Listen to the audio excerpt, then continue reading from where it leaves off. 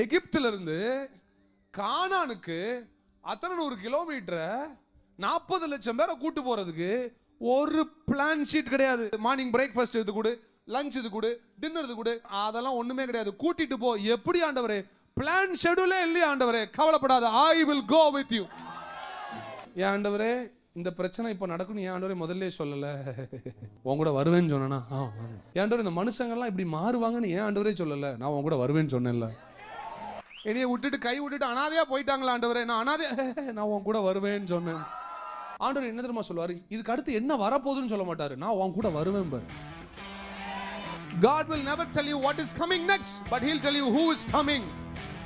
He'll say, I am coming with you. When God says he's going to go with you, your entire journey is taken care. சிலர் வரும்போது கேள்வியோடு வந்தீங்கல்ல, what is next? Let me tell you, he is next. What is next? He is next.